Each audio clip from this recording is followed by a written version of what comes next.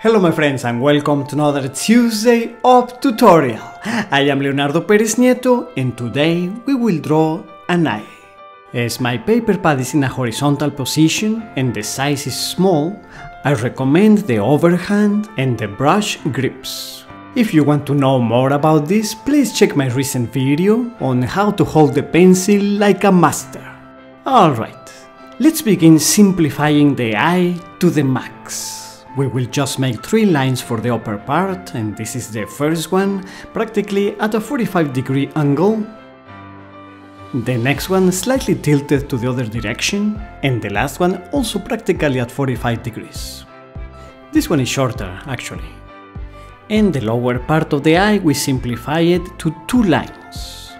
One slightly tilted, like this, and the other one that goes up. This is a really simple way that helps you as a guideline to then draw the eye in this way. You almost just have to round the shapes.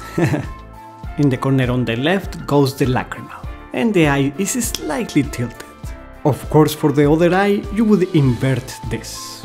I'm using a charcoal pencil, and I will write the exact model in the description under the video. However, you can use almost anything for this drawing. We sketch the iris. This of course is round, and you can normally see the lower part complete, while the upper one is partially blocked by the upper lid. We mark a reflection which will stay white and draw the pupil. And these pupils usually look better if they are slightly large. Here it turns this way, and of course the eyelids have a width and we need to draw that. The width of both leads, the lower one and the upper one. And we should mark with the leads begin, up and down. Alright, excelente! We are ready to start shading.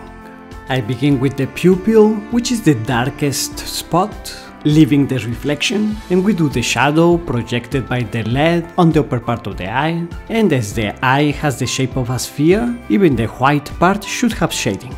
So we see the volume. We shade the iris with the upper part darker because it receives a shadow, and as you saw I did it with concentric lines, with lines that go toward the center. And we delineate the lead a little better, and we shade it. Very good. I'm considering that the light source comes from the top and slightly to the right. That is why the shade of the eyelid is darker on the left.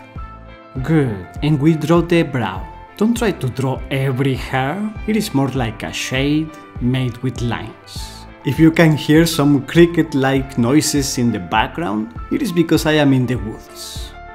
And I smudge, passing lightly, a chamois. This is optional, it doesn't need to be done, but it does smooth it out. You may also apply this technique if you are using graphite.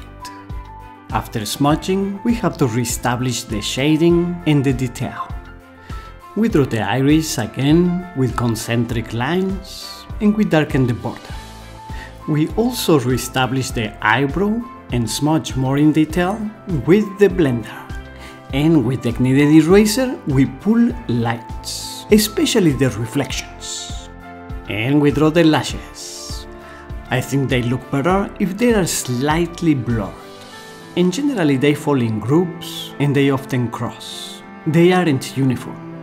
We should make the shadow that falls just above the eye and below the brow.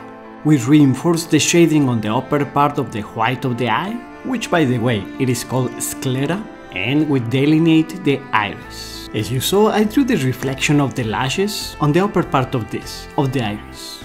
And we smudge it to make it a little bit softer and more crystal-like. And we also smudge some other lines and shadows, also to smooth them out. We pull some last reflections, we give it the last touches, and it's ready! If you enjoyed it, please give it a like, share it to your friends, and subscribe to fine art tips.